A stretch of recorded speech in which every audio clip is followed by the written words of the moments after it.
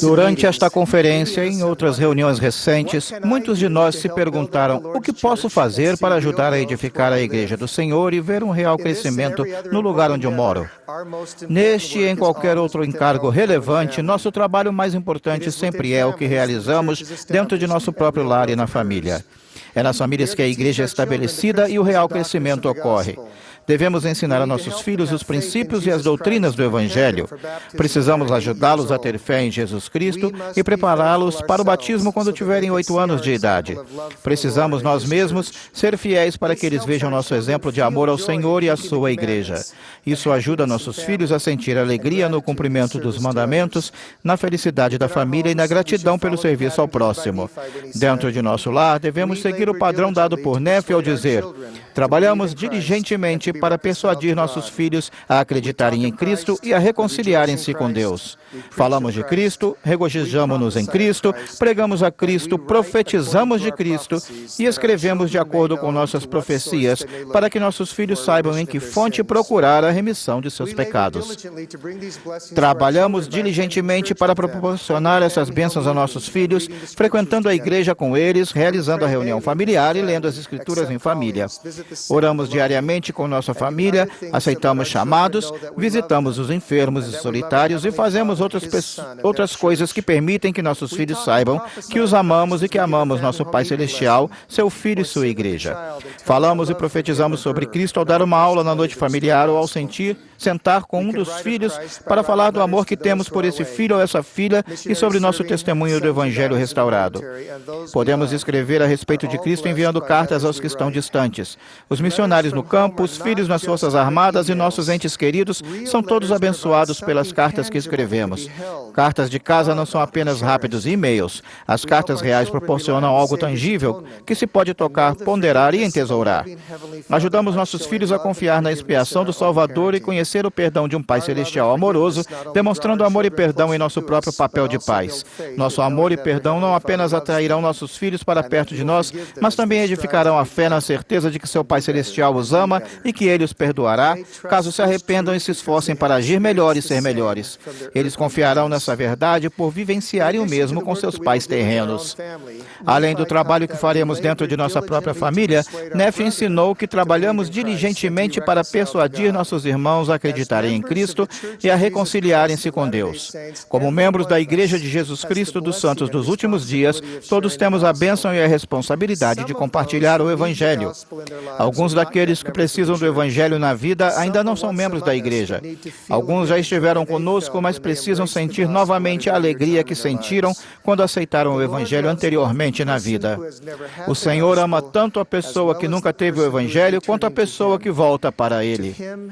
Para Ele e para nós, isso não importa. Tudo é um só trabalho.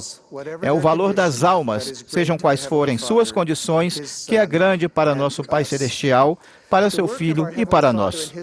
A obra de nosso Pai Celestial e de seu Filho é a de levar a efeito a imortalidade e a vida eterna de todos os seus filhos, independentemente de suas circunstâncias atuais.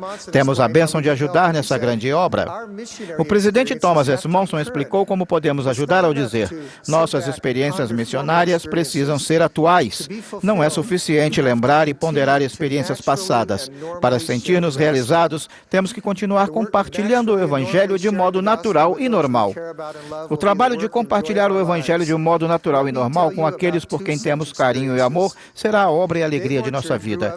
Quero contar-lhes 2 dessas experiências. Dave Orchard cresceu em Salt Lake City, onde a maioria de seus amigos era membro da igreja. Eles tiveram grande influência sobre ele. Além disso, os líderes da igreja de sua vizinhança sempre o convidavam para as atividades. Embora não tivesse se filiado à igreja naquela época, seus anos de formação foram abençoados pela influência de bons amigos santos dos últimos dias e por atividades patrocinadas pela igreja. Depois de entrar na faculdade, mudou de casa e a maioria de seus amigos partiu para a missão. Ele sentiu falta da influência deles em sua vida.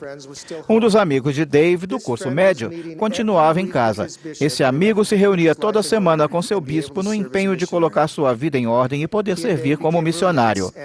Ele e Dave tornaram-se companheiros de quarto e, como seria natural natural e normal, conversaram sobre o motivo pelo qual ele não estava servindo como missionário e por que se reunia frequentemente com o bispo. O amigo expressou sua gratidão e respeito pelo bispo e pela oportunidade de arrepender-se e de servir. Perguntou então a Dave se ele gostaria de acompanhá-lo na entrevista seguinte. Que convite! Mas no contexto de sua amizade e circunstâncias, foi algo natural e normal. Dave concordou e pouco depois ele mesmo passou a ter entrevistas com o bispo. Isso fez Dave decidir falar com os missionários. Ele adquiriu um testemunho de que o evangelho era verdadeiro e foi marcada a data de batismo. Dave foi batizado pelo bispo e um ano depois, Dave Orchard e Catherine Evans se casaram no templo. Tiveram 5 belos filhos. Catherine é minha irmã caçula. Sempre serei grato àquele bom amigo que, juntamente com um bom bispo, trouxeram Dave para a igreja. Quando Dave falou de sua conversão e prestou testemunho do que aconteceu, ele fez esta pergunta. Então, valeu a pena? Valeu a pena todo o empenho dos amigos e dos líderes dos jovens e do meu bispo ao longo de todos aqueles anos, só para que um único rapaz fosse batizado? Apontando para Catherine e seus 5 filhos, ele disse, bem, ao menos para minha mulher e nossos 5 filhos, a resposta é sim. Sempre que o evangelho é compartilhado, nunca é apenas um rapaz. Sempre que ocorre uma conversão ou alguém volta para o Senhor, é uma família que se salva. À medida que os filhos de Dave e Catherine cresceram, todos aceitaram o evangelho. Uma filha e 2 filhos serviram como missionários e outro acabou de receber seu chamado para servir na missão alpina de língua alemã. Os 2 mais velhos se casaram no templo e o caçula está agora no curso médio, fiel em todos os aspectos. Valeu a pena? Ah, sim, valeu. A irmã Eileen Waite assistiu à mesma conferência de destaque em que Dave Orchard contou como foi convertido.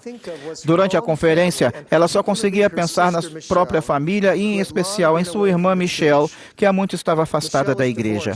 Michelle era divorciada e criava os 4 filhos sozinha. A Eileen sentiu-se inspirada em enviar-lhe um exemplar do livro do elder M. Russell Ballard, Nossa Busca da Felicidade, juntamente com seu testemunho, e foi o que fez. Logo na semana seguinte, outra amiga disse a Eileen que também sentira que devia entrar em contato com a Michelle. Aquela amiga também escreveu um bilhete para Michelle, compartilhando seu testemunho e expressando seu amor. Não é interessante a frequência com que o Espírito trabalha com várias pessoas para ajudar alguém que necessita de ajuda? O tempo passou. Michelle ligou para Eileen e agradeceu pelo livro. Disse que estava começando a reconhecer o vazio espiritual que havia em sua vida. A Eileen lhe disse que sabia que a paz que ela procurava podia ser encontrada no Evangelho. Disse que a amava e que queria que ela fosse feliz. Michelle começou a fazer mudanças em sua vida. Pouco depois, conheceu um homem maravilhoso que era ativo na igreja. Casaram-se e um ano depois foram selados no templo de Ogden. Recentemente, seu filho de 24 anos foi batizado.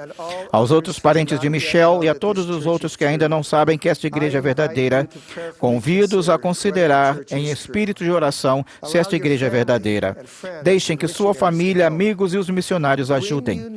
Quando souberem que ela é verdadeira, e ela é, juntem-se a nós, dando o mesmo passo em sua vida. O final dessa história ainda não foi escrito, mas muitas bênçãos foram concedidas àquela mulher maravilhosa e sua família, quando as pessoas que a amam colocaram em prática uma inspiração e, de modo natural e normal, compartilharam seu testemunho e a convidaram a voltar. Pensei muito nessas 2 histórias de vida. Um rapaz que se esforçava para colocar a vida em ordem ajudou outro rapaz que buscava a verdade. Uma mulher compartilhou seu testemunho e sua fé com a irmã que estivera afastada da igreja por 20 anos. Se orarmos e perguntarmos ao Pai Celestial quem nós podemos ajudar e prometermos colocar em prática a inspiração que Ele nos der, fazendo-nos saber como podemos ajudar, Ele responderá a nossas orações e nos tornaremos instrumentos em suas mãos para fazer sua obra. O catalisador disso é colocar em prática com amor a inspiração dada pelo Espírito. Ao ouvir essas experiências em que o Evangelho foi compartilhado de modo normal e natural com pessoas queridas, muitos de vocês sentiram as mesmas coisas que Eileen Waite sentiu. Vocês pensaram em alguém que devem ajudar e convidar a voltar ou compartilhar com essa pessoa seus sentimentos sentimentos sobre o Evangelho de Jesus Cristo. Meu convite é que coloquem em prática sem demora essa inspiração. Conversem com seu amigo ou membro da família. Façam isso de modo natural e normal.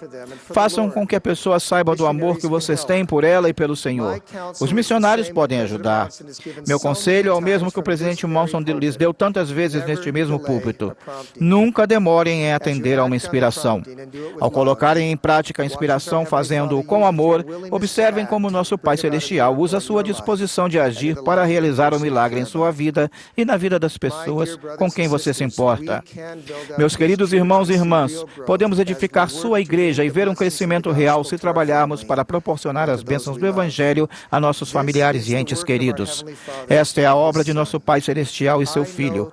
Sei que eles vivem e que respondem a nossas orações. Se colocarmos em prática essa inspiração, tendo fé em sua capacidade de realizar o milagre, ocorrerão milagres e vidas serão mudadas. Em nome de Jesus Cristo. Amém.